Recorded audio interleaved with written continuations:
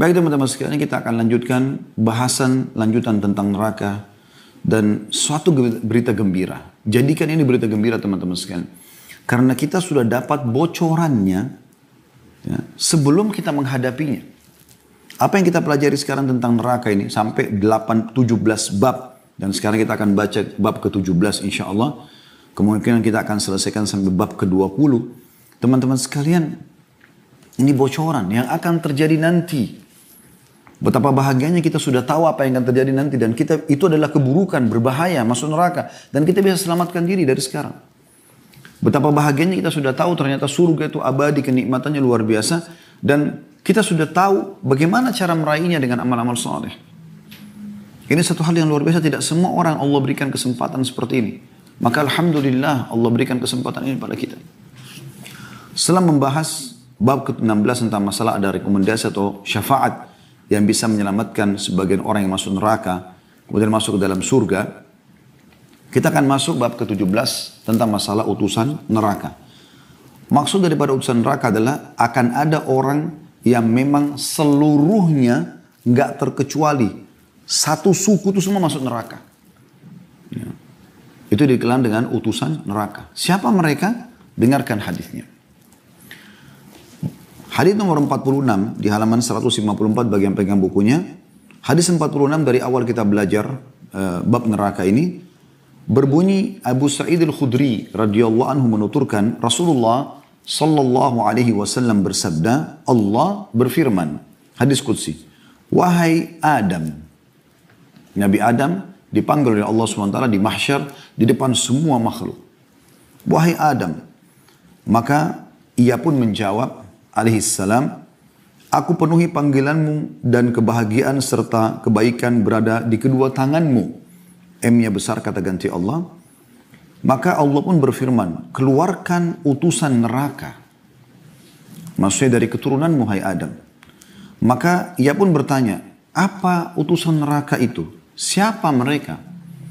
Siapa yang aku harus pilih dari keturunanku yang akan masuk neraka? Seluruhnya, satu suku semuanya masuk ke dalam neraka. Maka Allah berfirman, dari tiap 1999.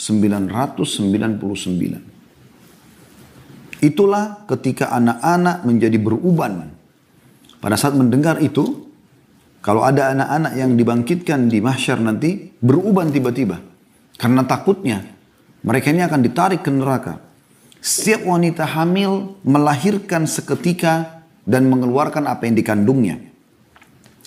Dan kamu melihat manusia mabuk padahal mereka bukan mabuk. Tetapi akibat azab Allah sangat pedih. Karena depan mata mereka neraka kelihatan dengan gemuruhnya, dengan geramnya. Ya, dengan letupan-letupannya. Dengan histerinya orang yang disiksa di dalam. Terdengar sangat jelas. Hal itu membuat mereka bersedih. Maksudnya para sahabat. Mereka kaget. Dari 1000 orang ya Rasulullah. 999 masuk neraka. Artinya setiap 1000 orang dari anak Adam. Cuma satu masuk surga. Maka mereka sedih para sahabat. Artinya siapa yang akan lolos nih. Dari 1000 cuma satu yang masuk surga. Yang 999 masuk neraka. Maka mereka bertanya, wahai Rasulullah. Apakah kami satu orang itu? Kami ini umat anda yang satu orang itu. Yang dari 1000 itu. Beliau menjawab. Atau bersabda, bergembiralah. Karena dari Ya'juj dan Ma'juj 1000 dan dari kalian 1. Kemudian beliau bersabda, demi zat yang jiwaku berada di tangannya, sesungguhnya aku benar-benar berharap kalian menjadi sepertiga ahli surga. Abu Sa'id mengatakan, maka kami memuji Allah dan bertakbir, subhanallah, Allahu Akbar. Ya. Karena sepertiga ahli surga, ya, kalau 90 misalnya, 30-nya ahli dari kaum muslimin, dari umat Muhammad SAW. Maka kami bertakbir, bertasbih kepada Allah, memuji Allah. Kemudian beliau bersabda, demi zat yang jiwaku berada di tangannya. Wahyu turun lagi. Sesungguhnya aku benar-benar berharap kalian menjadi separuh ahli surga. Jadi kalau masuk 1.500.000 dari umat Islam, umat kaum muslim, umat Muhammad SAW. Kemudian beliau mengatakan, sesungguhnya perumpamaan kalian di tengah umat-umat lainnya adalah seperti bulu berwarna putih pada kulit sapi hitam atau bercak di kaki keledai. Hadis ini riwayat Bukhari, ya, jilid 11 halaman 388 dan Muslim jilid 3 halaman 97. Hadits ini teman-teman sekalian menjelaskan kepada kita yang pertama adalah adanya komunikasi Allah Subhanahu wa taala dengan para hambanya di hari kiamat. Baik itu Allah berbicara dengan para malaikat, menitahkan sesuatu atau menanyakan pada mereka sesuatu walaupun Allah lebih tahu, seperti kasus sebuah riwayat menjelaskan kata Nabi SAW akan terdengar suara gemuruh depan surga, lalu Allah bertanya kepada para malaikatnya dan Allah lebih tahu sebenarnya apa yang sedang terjadi. Tapi Allah mengajak bicara mereka sesuai dengan apa yang sudah Allah ciptakan dari kemampuan mereka saja. Maka Allah mengatakan, suara apa itu? Mereka mengatakan itu suara anak-anak muslim yang minta agar orang tua mereka dimasukkan bersama mereka ke dalam surga. Maka kata Allah SWT, masukkan orang tua mereka bersama mereka. Jadi ada komunikasi antara Allah dengan para malaikatnya. Gitu kan? Bagaimana juga Allah Subhanahu wa taala mengatakan khudhuhu fagulluh dalam surah Qaf. Ambil orang-orang kafir itu, ikat belenggu mereka. Tsummal jahima salluh, kemudian masukkan ke dalam api neraka mereka. Jadi ada perintah-perintah Allah Subhanahu wa taala terdengar oleh orang semuanya. Semua makhluk tahu Allah Subhanahu wa taala menitahkan, tidak ada yang bisa berbicara pada saat itu. Kecuali yang Allah izinkan. Tidak ada yang bisa bicara sama sekali. Illa man adina lahur rahman wa qala sawaba. Kecuali orang yang Allah izinkan dan dia hanya bisa berkata yang benar. Tidak ada kedustaan lagi pada saat itu. Kemudian juga Allah Subhanahu wa taala berbicara dengan para nabi-nabinya. Di antaranya contoh di sini bagaimana Allah Subhanahu wa taala memanggil Nabi Adam alaihissalam. Ada riwayat yang menjelaskan Nabi Muhammad SAW berbicara dengan Tuhannya pada saat diminta syafaat. Ya. Yang Nabi SAW sujud di depan, di bawah arsh, sehingga salahnya Allah. Ya. Pada saat Nabi-Nabi semua sudah tidak mampu, merasa tidak mampu untuk memohon kepada Allah, karena Allah murka pada saat itu banyaknya dosa hamba-hambanya. Maka Nabi Muhammad SAW mengatakan, ana lahu, aku pemiliknya. Lalu beliau sujud di bawah arsh. Ya, kata Nabi SAW, Allah membukakan untukku puji-pujian yang belum pernah diajarkan kepada siapapun. Dan aku sujud Allahu alam berapa lama. Sampai aku mendengar Allah berfirman, ya Muhammad irfa' ra'sak wa syfa' tushfa'. Hai Muhammad, angkat kepalamu, berikan syafaat, maka akan didengar syafaatmu. Jadi ada pembicaraan antara Allah SWT dengan para nabi. Dan itu orang dengarkan semuanya. Ya. Begitu juga Nabi Adam alaihissalam. Nah, salah satu kejadian yang luar biasa pada saat di mahsyar nanti, dan ini bocorannya ini pasti demi Allah terjadi. Anda dan saya akan dengarkan ini nanti. Allah berfirman pada nabinya Adam, wahai Adam, sekarang kita sudah dapat bocorannya ini. Maka Adam menjawab, ya labbaika wa sa'daik. Ya, aku penuhi panggilanmu dengan santun dan kebahagiaan serta kebaikan. Wal khairu kullu biyadaik. Semua ada di kedua tanganmu. Maka Allah berfirman, keluarkan utusan dari keturunanmu. Utusan neraka. Maka Nabi Adam pun bingung. Siapa mereka? Siapa dari keturunan yang harus keluarkan? Menjadi khusus langsung masuk neraka. Tanpa ada timbangan amal lagi. Langsung dilemparin ke api neraka. Tidak ada negosiasi, tidak ada toleransi. Penghuni neraka yang paling pasti mereka ini. Maka Allah pun mengatakan keluarkan dari setiap 1999. Maka Nabi SAW mengatakan pada saat itu orang-orang yang di mahsyar, kalau ada anak kecil mereka tiba-tiba beruban karena takutnya di depan mata nggak ada kecuali neraka dan surga. Serta surga berada jauh di sisi lainnya neraka. Orang kalau mau ke surga harus lewatin neraka. Nanti kita pelajari ada sirat, ada jalan yang dibentangkan di atas neraka. Kalau lolos baru bisa masuk ke dalam surga. Jadi pada saat itu anak-anak pun yang masih kecil beruban tiba-tiba. Kalau ada perempuan hamil, gugur kandungannya. Gitu kan? Orang semua sempoyongan, ketakutan. Karena nggak ada tempat lain. Nggak bisa lolos, nggak bisa selamat. Dibelenggu tangan dan leher mereka. Digiring oleh para malaikat yang selalu patuh terhadap perintah Allah. Mereka sangat kuat, mereka kekar. Mereka penjaga neraka itu kalau sudah masuk ke neraka zabannya mereka luar biasa, mereka sangat keras, kasar ya, kepada orang-orang yang membangkang ini. Maka para sahabat sempat sedih pada saat itu. Sedih dengan apa yang terdengar dari permasalahan tadi. Jadi yang penting saksi bahasanya adalah bagaimana Allah SWT berbicara dengan hamba-hambanya. Dan ini adalah isbat penetapan sifat kalamnya Allah Subhanahu wa taala. Makanya Allah berfirman tentang Nabi Musa alaihissalam, wa kallama Allah Musa taklima, dan Allah mengajak bicara Musa secara langsung. Ya. Begitu juga Nabi SAW menggambarkan sifat kalamnya Allah ini tentang para syuhada Uhud. Di antaranya kisah Abdullah bin Haram radhiyallahu anhu, yang orang yang pertama mati syahid di perang Uhud. Semoga Allah gabungkan kita bersama beliau dan para orang-orang saleh lain di surga firdausnya tanpa hisab. Orang yang luar biasa keimanannya. Kata Nabi SAW kepada anaknya yang bernama Jabir, hai Jabir, apakah kau tahu apa yang terjadi pada ayahmu? Dia mengatakan, tidak ya Rasulullah. Kata Nabi SAW, semua orang diajak bicara oleh Allah dari belakang hijab kecuali ayahmu.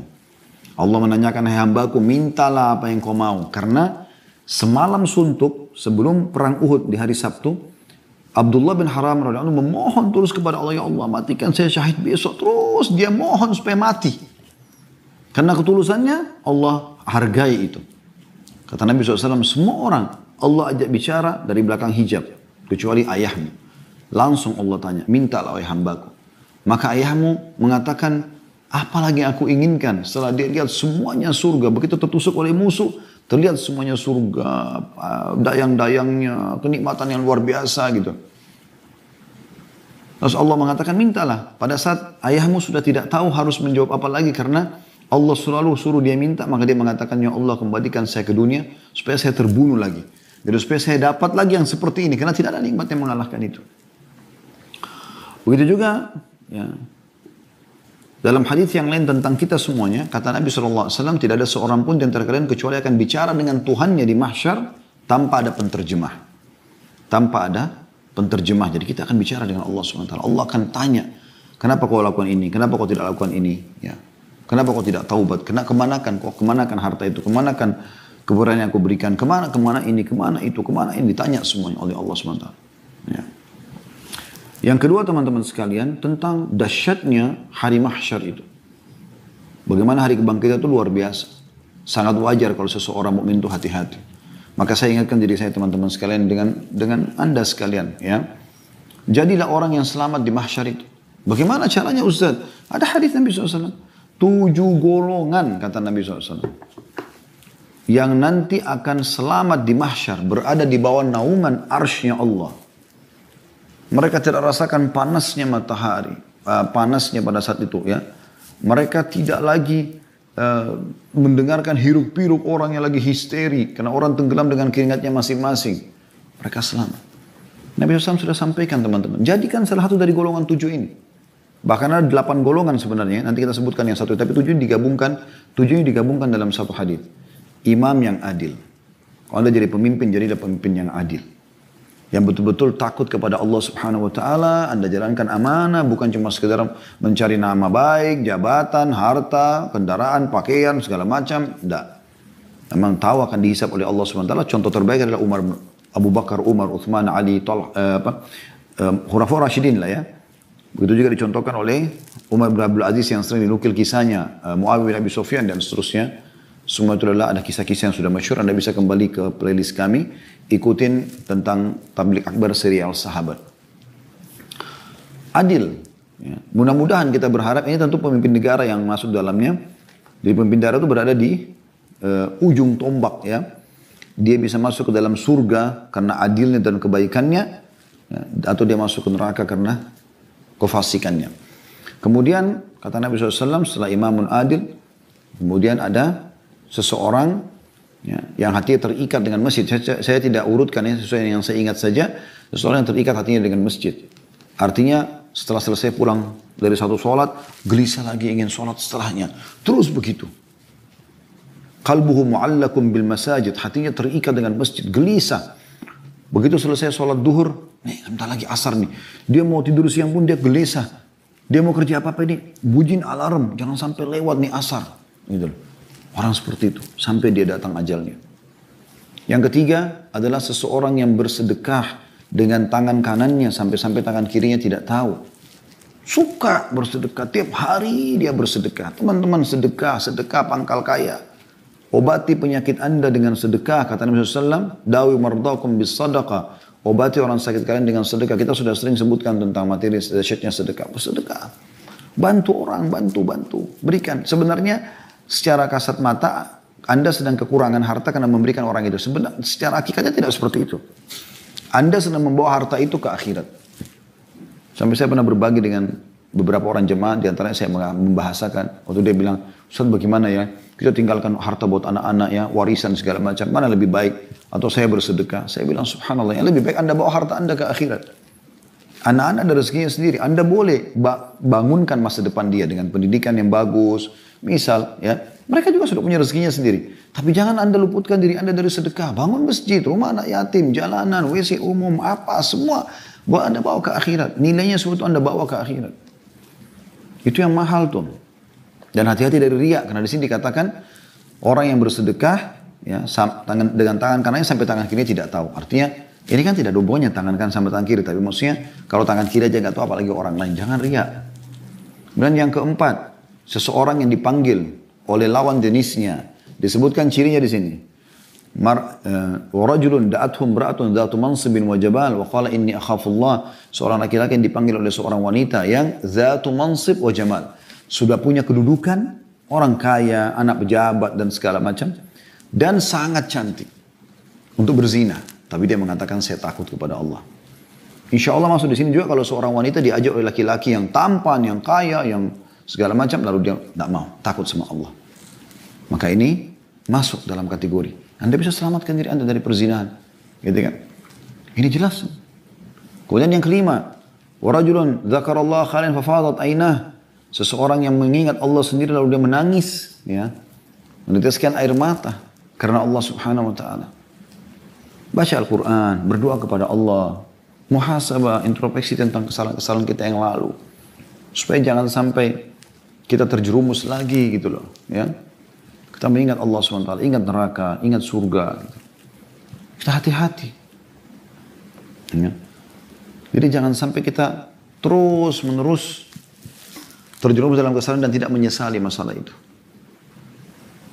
Kemudian yang keenam adalah rajulani tahabba fillah. Ijtama' alaihi wa tafarraqa alaihi. Dua orang yang saling mencintai karena Allah. Ini sesama jenis ya. Laki-laki sama laki-laki, perempuan sama perempuan. Cari teman yang paling baik, yang soleh. Laki-laki sama laki-laki, yang soleh, perempuan sama perempuan. Karena ibadahnya, karena kedekatan dirinya kepada Allah, Anda jadikan dia sebagai sahabat karib Anda. Anda saling mencintai karena Allah, membenci juga karena Allah. Artinya kalau kapan dia melakukan pelanggaran, Anda ingatkan dia tidak mau dengar, maka disitulah Anda tinggalkan dia juga karena Allah. Ya. Jadi betul-betul Anda lakukan perbuatan-perbuatan seperti ini supaya Anda selamat. Ya. Supaya Anda selamat. Ini kita sudah dapat bocorannya. Kenapa Anda tidak lakukan ini? Dan tidak ada yang sulit gitu. Sholat di masjid tidak sulit. Menolak berzinahan tidak sulit.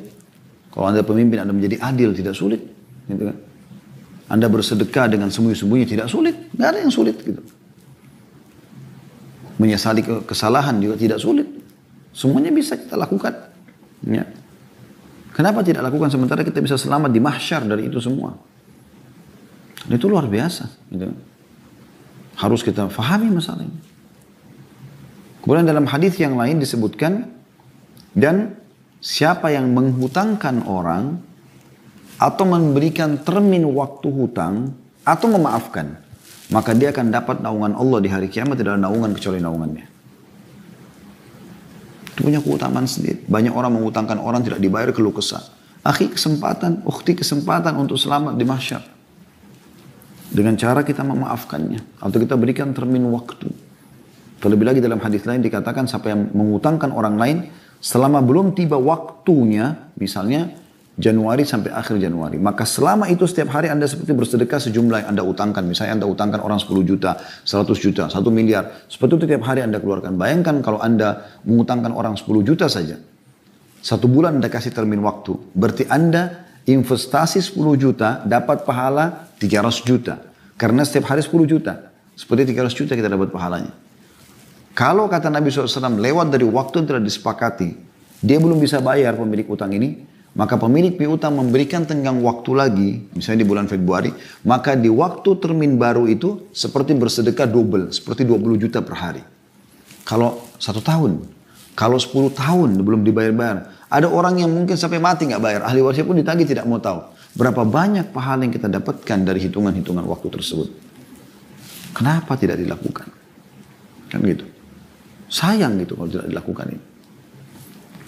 Makanya ini perlu diperhatikan teman-teman sekalian. Ini perlu diperhatikan. Ini bisa kita dapatkan. Ini ya termasuk ya, kejadian yang luar biasa yang bisa atau sesuatu yang bisa menyelamatkan dari kejadian yang luar biasa nanti di mahsyar. Yang ketiga tentang adanya kisah Ya'juj dan Ma'juj. Ya. Kisah Ya'juj dan Ma'juj. Siapa mereka ini? Mereka adalah dua suku. Mohon maaf sebentar. Ada satu tadi tertinggal ya, dari 7 golongan. Tadi saya langsung masuk ke 8, yaitu seorang anak muda yang tumbuh di dalam ketaatan kepada Allah Subhanahu Wa Taala. Jadi saya ulangi hadisnya supaya saya tidak keliru kalau urutannya. Dari Abu Hurairah radhiyallahu anhu bahwasanya Nabi SAW bersabda, sab'atun yudhilluhumullah fi dhilli yawma la dhilla illa dhillu. Ada 7 golongan yang pasti Allah naungi di hari kiamat, tidak ada naungan kecuali naungan Allah. Imamun adil, pemimpin yang adil yang pertama. Yang kedua, wasyabun nasya'a fi ibadatillah. Ini yang tadi belum kita sebutkan. Seorang anak muda yang tumbuh di dalam ibadah kepada Allah. Atau di jalan ibadah kepada Allah SWT. Jadi sibuk dari masih muda, ibadah terus kepada Allah SWT. Yang ketiga, warajulun qalbu mu'allakum fil masajid. Seseorang tadi yang hatinya terikat dengan masjid. Yang keempat, warajulani tahabba fillah ijtama alaihi wa tafarraka alaihi. 2 orang yang saling mencintai karena Allah berkumpul dan berpisah karenanya. Yang kelima, warajulun da'athum ra'atun dhatu mansibin wa jamal faqala inni akhafullah. Seorang laki-laki yang diajak oleh Allah, diajak oleh seorang wanita yang punya kedudukan dan kecantikan, lalu dia berzina tentunya, lalu dia menolak mengatakan saya takut kepada Allah. Kemudian yang ke-6 adalah warajulun tasaddaqa bi shadaqatin fa akhfaha la ta'lamu shimalu wa tunfiqu yaminu. Seseorang yang berinfak dengan tangan kanannya sampai tangan kirinya tidak tahu ya apa yang dia keluarkan. Dan yang terakhir yang ketujuh adalah warajulun dzakarallaha khalian fafadat ainah. Seseorang yang menyebutkan atau mengingat Allah SWT sendirian, kemudian air matanya menetes. Ya. Itu 7 golongan. Dan yang ke-8 tadi yang mengutangkan orang. Semua bisa Anda lakukan. Keputusan di tangan Anda teman-teman sekalian. Ya. Kemudian yang ketiga adalah masalah adanya Ya'juj dan Ma'juj. 2 suku ini tanda-tanda hari kiamat. Ini tadi saya bilang 2 suku ini teman-teman satu suku semua Ya'juj dan satu suku semua ya Ma'juj semua masuk neraka. Dan jumlah mereka banyak sekali. Siapa mereka? Yang dari anak Adam. Diceritakan Anda setiap malam Jumat atau hari Jumat Anda disunnahkan baca surah Al-Kahfi dan kisah mereka disebutkan dalam surah Al-Kahfi. Mereka adalah orang-orang yang membuat kerusakan di muka bumi. Satu suku semua itu penjahat. Itu. Membuat kerusakan di muka bumi. Dan Allah ceritakan bagaimana Dzulkarnain Allah Subhanahu Wa Taala pilih. Ada yang mengatakan dia nabi, ada yang mengatakan dia orang raja soleh. Intinya dalam surah Al-Kahfi diceritakan dia pun mendatangi lokasi yang ada Ya'juj Ma'juj. Lalu kemudian penduduk setempat meminta agar diselamatkan dari mereka. Maka dalam surah Al-Kahfi digambarkan bagaimana dia menutup jalan, akses jalan Ya'juj Ma'juj yang berada di sisi lainnya gunung. Lalu ditutup penyambung antara 2 gunung tersebut dengan besi yang dipanaskan. Kemudian dituangkan dengan timah yang meleleh ya. Sampai akhirnya menjadi sangat kuat dan Allah mengatakan Ya'juj Ma'juj tidak bisa menembus benteng tersebut. Ya, sebagian ulama mengatakan mereka pun tidak punya ide untuk menaikinya. Ya, mereka cuma mau mulus masuk, maka mereka tidak bisa. Dan kata Nabi SAW, ya mereka akan keluar nanti di saatnya. Ya. Nah, Allah SWT menggambarkan juga dalam Al-Quran, mereka akan keluar nanti di saatnya. Kata Nabi SAW, sebelum beliau meninggal, sungguh kecelakaan bagi bangsa Arab. Dari keburukan yang sudah berdekat, sesungguhnya telah terbuka dari temboknya Ya'juj Ma'juj sebesar ukuran ini. Lalu Nabi SAW memberikan gambaran dengan penyatuan jari-jari beliau atau 2 jari beliau SAW. Ya, mereka sudah bisa melihat. Dan kata Nabi SAW dalam sebuah hadis, mereka selalu menggali, berusaha. Pada saat mereka sudah mau berhasil menembus, ya, lalu mereka tertidur, besok pagi mereka bangun, kembali lagi utuh. Mereka gali lagi, begitu terus sampai menjelang nanti saatnya mereka keluar. Dan kalau mereka sudah keluar, mereka buat kerusakan di muka bumi. Ya, Allah menggambarkan bagaimana mereka turun dengan sangat cepat dari gunung itu nanti. Kemudian mereka membuat kerusakan di muka bumi. Membunuh semua orang yang mereka temui selain dari mereka. Padahal mereka dari anak Adam. Mereka punya ciri-ciri tersendiri tentunya. Kami pernah dapatkan dari guru kami. Mereka memiliki mata yang kecil. Ya. Kemudian kelopak matanya itu besar kayak piringan. Ya. Kemudian rambut mereka agak keriting. Mereka punya ciri tersendiri dan bisa ketahuan ini Ya'juj Ma'juj atau orang lain. Sampai saya pernah tanya pada dosen kami pada saat belajar tentang tanda-tanda hari kiamat, tanda-tanda besar hari kiamat, masuk setelah Dajjal dibunuh oleh Nabi Isa alaihissalam, Allah berfirman kepada Nabi Isa, hai Isa, pergilah kau ke Gunung Tur di Palestina, ya, dan bawalah hamba-hambaku yang beriman ke sana karena aku akan keluarkan hambaku yang tidak ada yang bisa melawan mereka, yaitu Ya'juj Ma'juj. Nabi Isa pun dengan pasukan orang beriman tidak bisa melawan pada saat itu. Maka mereka buat kerusakan di muka bumi. Mereka akan mampir di sebuah sungai, kata Nabi SAW, lalu mereka mampir minum di situ. Anda bisa bayangkan hadits ini menggambarkan bagaimana jumlah mereka banyaknya. Kata Nabi SAW, mereka pun minum ya, di situ. Dan yang terakhir datang, nggak temukan ada air. Habis, air sungai habis diminum, berapa banyak jumlah mereka. Artinya kalau ada sungai kecil aja di satu perkampungan, jumlahnya pun ribuan orang, air sungai itu tidak habis-habis gitu. Subhanallah, ini mereka bisa menghabiskan air sungai. Berapa banyak jumlah mereka pada saat itu. Ya. Dan tanda-tanda satu dari orang Ya'juj Ma'juj yang akan meninggal dunia, kalau sudah lahir keturunan dia 1000 anak. Baru dia tahu dirinya akan mati. Makanya jumlah mereka sangat banyak. Dan Allah SWT akan binasakan mereka nanti dengan mengeluarkan dari leher mereka bagian belakang seperti serangga kecil yang akan pada saat masuk keluar dari lehernya atau dari lubang leher itu, maka mereka akan meninggal seketika semuanya. Serentak mati semuanya. Maka pada saat itu pun Nabi Isa AS berdoa agar Allah SWT bersihkan mereka dari muka bumi. Maka Allah utus burung-burung yang berdatangan yang mencengkeram setiap Ya'juj Ma'juj ini lalu dilempar di lautan. Lalu dilempar di lautan atau ke lautan. Lalu kemudian Allah turunkan hujan yang membersihkan sisa kotoran mereka. Lalu kemudian kembalilah bumi makmur lagi. Jadi mereka ini ada. Dan mereka ini memang subhanallah Allah SWT jadikan sebagai penghuni neraka. Ya, karena kerusakan yang luar biasa yang mereka lakukan. Bahkan dalam beberapa riwayat disebutkan mereka setelah banyak membunuh di muka bumi siapapun ditemui, mereka melempar anak panah mereka ke langit. Ya. Dan Allah buat mereka makin terbawa dengan fitnah mereka, jatuh anak panah itu dengan darah. Maka mereka mengatakan qatalna man fil ardi wa qatalna man fis sama'. Kami sudah membunuh yang di bumi dan kami sudah membunuh yang di langit. Maka Allah binasakan mereka. Ya. Lalu teman-teman sekalian, kalau ada yang bertanya, kenapa? Kita tidak bisa menjawab itu. Ya. Kuasa Allah SWT. Kenapa Allah memilih mereka? Ya. Kenapa Allah begini? Itu keputusan Allah. Kita nggak bisa campur ke situ. Saya sering kasih contoh rasional. Kalau saya misalnya bekerja di satu perusahaan, ada ownernya, ada pemilik perusahaan tersebut. Pemilik perusahaan ini memang memilih lokasi di titik A misalnya. Kemudian dia bangun building misalnya 10 lantai. Dia pilih warna coklat misalnya. Dia atur basement mungkin 2-3 lantai. Dia mengatur security, syarat-syarat pegawai, apalah sistem yang dipakai di perusahaan tersebut. Lalu saya masuk mendaftar sebagai seorang pegawai, lalu saya masuk. Saya tentu tidak punya hak untuk memprotes. Kenapa Anda bangun 10 lantai? Kenapa Anda cat warna coklat? Kenapa Anda pakai sistem ini? Kenapa begini? Kalau cuma sekedar masukan, mungkin itu pun belum tentu didengar. Karena pemilik itu lebih tahu. Gitu kan? Walaupun Anda niat baik, Anda tidak bisa lakukan itu. Walaupun Anda niat baik. Anda misalnya niat baik, kayaknya warnanya coklat kurang bagus menurut saya. Lebih baik warna biru. Saya beli pakai duit saya. Nggak bisa. Karena diberhentikan oleh pemilik perusahaan. Itu baru keputusan manusia. Bagaimana dengan Allah SWT? Tugas kita, orang beriman itu adalah menerima apa yang Allah berikan keputusan. Dengan hikmah Allah, kita yakin Allah lebih tahu semua itu. Kenapa kita lahir di Indonesia? Kenapa ini ada yang mancung hidungnya? Kenapa ini pesek? Kenapa ini laki-laki? Kenapa ini perempuan? Kenapa ini hitam? Kenapa ini putih? Kenapa ini rambutnya lurus? Kenapa keriting? Penciptanya Allah SWT. Ini fasilitas yang Allah kasih. Pakai saja untuk taat kepada. Seperti itu kurang lebih. Itu yang ketiga. Kemudian yang keempat, penutupan hadits adalah bagaimana karunia Allah Subhanahu wa taala untuk umat ini.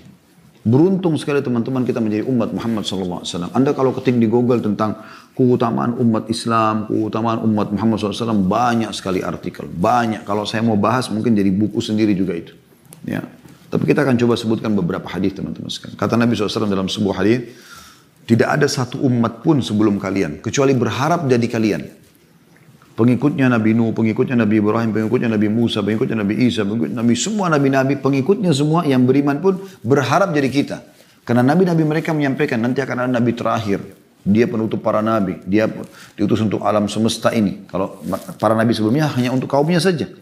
Sebagaimana Nabi Muhammad SAW bersabda, semua nabi-nabi sebelumku diutus untuk kaumnya dan aku diutus untuk seluruh alam semesta.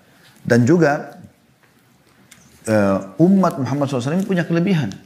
Karena keberkahan Nabi Muhammad SAW kita juga dapat keberkahan itu. Kita menjadi mulia karena beliau termuliakan. Sallallahu alaihi wasallam. Bahkan kata Nabi SAW, surga diharamkan untuk nabi-nabi sebelum aku masuk. Beliau pertama masuk dulu. Nabi-nabi lain belum boleh ada yang masuk. Dan diharamkan untuk umat sebelum umatku masuk. Jadi kita masuk duluan. Kita sudah nikmati, baru mereka masuk. Bayangkan keutamaan luar biasa umat Muhammad SAW. Kita bersyukur alhamdulillah menjadi umat ini. Dan yang luar biasa dalam hadits ini, Nabi SAW mengatakan bergembiralah. Setelah para sahabat sedih, ketakutan, jangan sampai kita termasuk orang yang jadi utusan neraka itu. Tapi setelah Nabi SAW jelaskan Ya'juj dan Ma'juj dan mereka tahu kisah dalam surah Al-Kahfi, lalu Nabi SAW mengatakan bergembiralah. Memasukkan kegembiraan dalam hati para sahabat mengatakan, sesungguhnya aku diberitahukan kalau kalian akan menjadi sepertiga penghuni surga. Ini luar biasa, berapa banyak umat sebelum kita. Tapi kita dijadikan sepertiga. Lalu sahabat bertakbir, subhanallah, Allahu Akbar. Ya. Kemudian Nabi SAW mengatakan, ya, seakan-akan Nabi mengatakan, ini ada wahyu baru turun lagi. Demi zat yang jiwaku ada di tangannya, maksudnya demi Allah. Kalian akan menjadi setengah penghuni surga. Allahu Akbar, ini luar biasa, setengah penghuni surga, miliaran orang kita setengahnya. Berapa jumlah umat Muhammad SAW? Ini menandakan memang jumlah kita akan sangat banyak sekali. Gitu. Ini berita gembira teman-teman sekalian, tapi sekali lagi, jadilah ya orang-orang yang masuk surga dari awal tanpa hisab. Ya, itu penting. Kan gitu.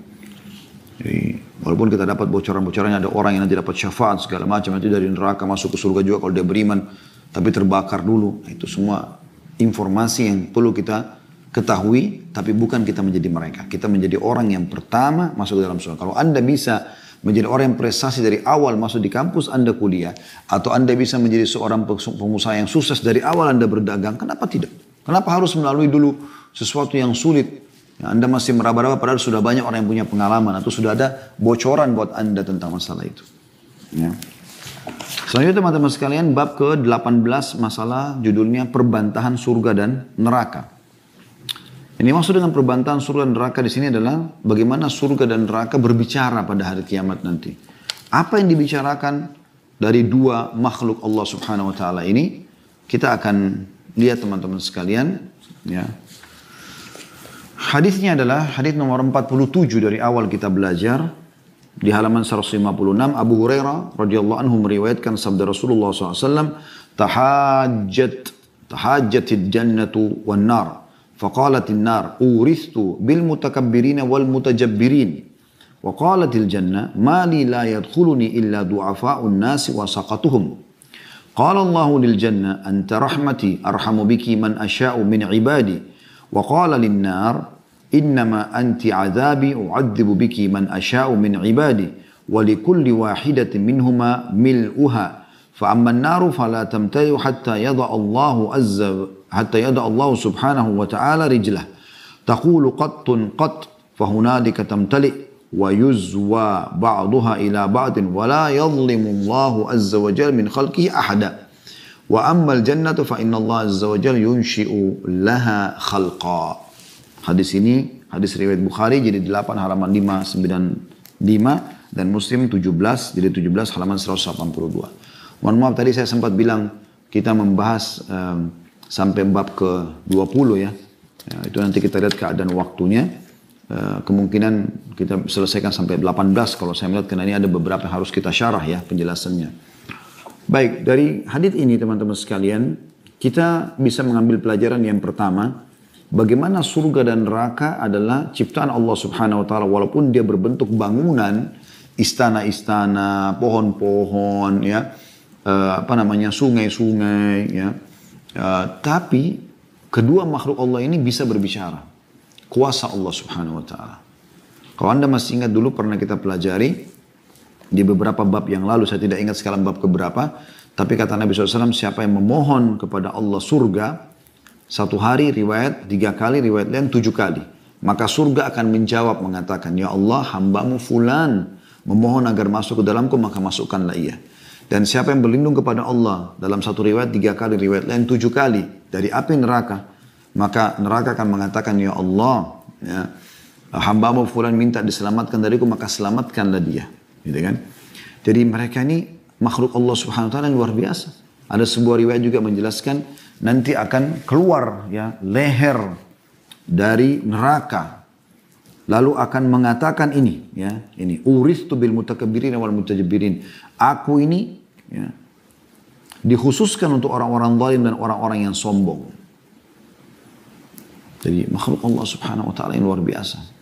Nah, ini kita harus imani apa adanya. Bagaimana mekanismenya Allahu a'lam. Gitu kan?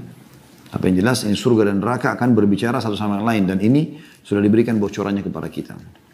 Yang kedua teman-teman sekalian, neraka bertanya dan surga pun bertanya. Neraka mengatakan, orang-orang zalim dan orang-orang yang sombong memasukiku. Sedangkan surga mengatakan, orang-orang lemah dan orang-orang miskin memasukiku.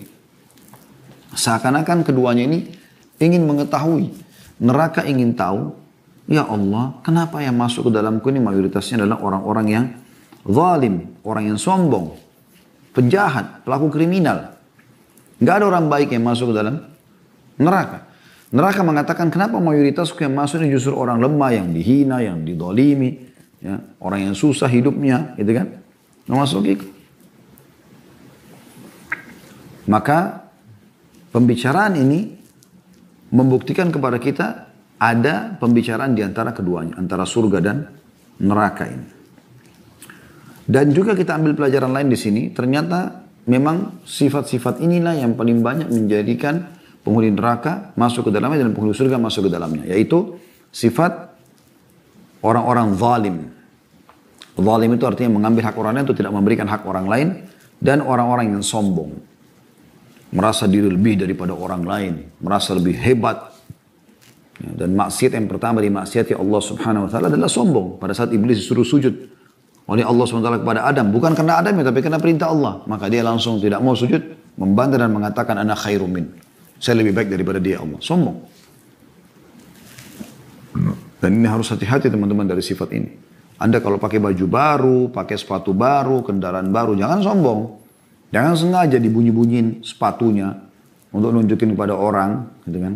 Tas baru dipamer, mobil baru, klaksonnya lebih dilamain, dan apalah segala macam model. Akhi dan ukhti, jadi seperti padi. Makin berisi, makin menunduk. Itu kan pepatah kita. Itu sangat bagus. Harusnya merendah. Kata Nabi SAW, tidak ada orang yang merendah, tawadhu, kecuali Allah akan tinggikan derajatnya. Ya, kita bukan menghinakan diri, tapi kita tidak sombong.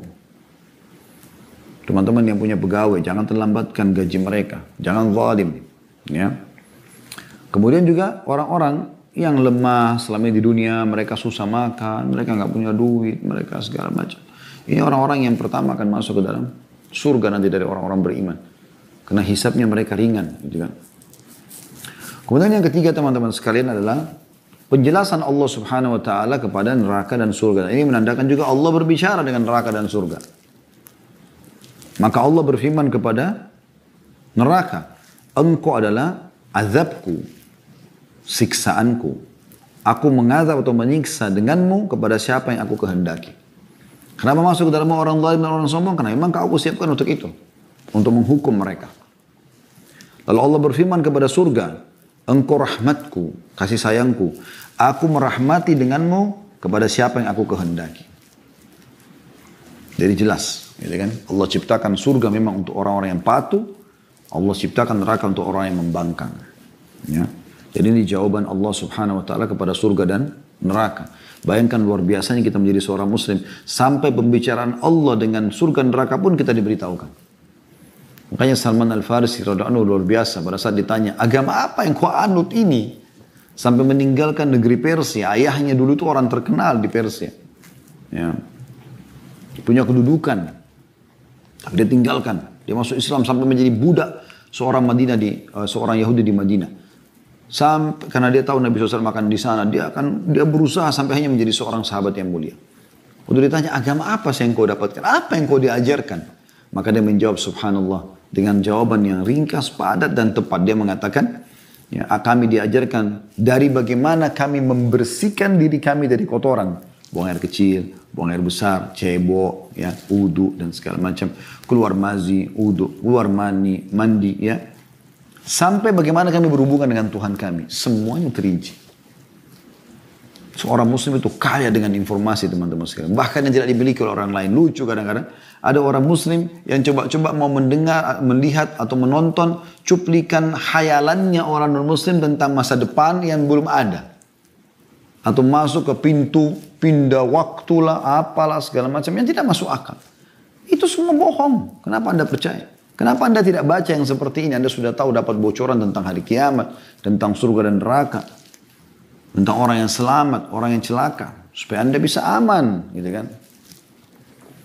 Yang terakhir teman-teman sekalian adalah bagaimana Allah subhanahu wa ta'ala akan memenuhkan surga dan neraka.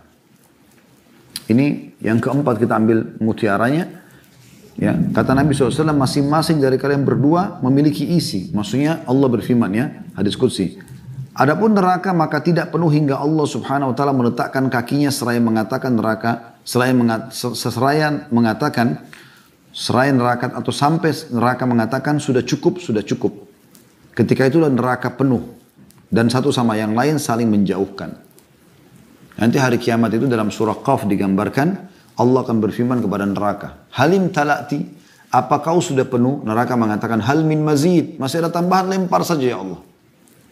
Terus saja neraka mengatakan hal min mazid, hal min mazid. Ada tambahan enggak? Ada tambahan enggak? Sampai Allah yang maha mulia dan maha tinggi meletakkan telapak kakinya yang mulia ke dalam neraka atau ke atas neraka sehingga membuatnya mengkerut seperti mengkerutnya daging. Sambil neraka itu berkata, qat wa bi izzatika. Cukup, cukup dengan kemuliaanmu ya Allah. Maka pada saat itulah neraka menjadi penuh. Ya. Kuasa Allah subhanahu wa ta'ala. Ini ada penetapan, itsbat juga tentang kaki Allah subhanahu wa ta'ala. Bagaimana kita tidak perlu tanyakan. Tapi kita mengimani apa yang diajarkan oleh Allah dan Rasulnya. Sementara surga dikatakan, ya, Allah akan menciptakan makhluk untuknya. Makna Allah menciptakan makhluk untuknya teman-teman sekalian adalah Allah ciptakan terus tambahan-tambahan pelayan-pelayan. Jadi penghuni surga yang sudah masuk dari penduduk bumi sudah selesai. Penduduk dunia. Tapi surga masih luas. Luas sekali. Maka Allah SWT terus menambahkan fasilitas, ya, dari pelayan-pelayan buat ahli surga. Ada riwayat di buku ini, bagi anda sudah pegang buku dalam surga, ya. Bagaimana orang yang paling rendah derajatnya di surga itu memiliki 10.000 pelayan. 10.000 pelayan. Luar biasa. Setiap pelayan membawa 2 nampan. Jadi ada 20.000 pelayan, itu orang yang paling rendah derajat di surga. Ada di antara anda sekarang yang punya 10.000 pembantu. Sekaya-kayanya orang raja pun mungkin tidak sampai 10.000 orang gitu. Itu orang terendah di surga. Bagaimana dengan orang yang tinggi? Ratusan ribu, mungkin jutaan orang yang melayani dia. Untuk apa? Kuasa Ar-Rahman. Allah Maha Pengasih lebih tahu masalah itu.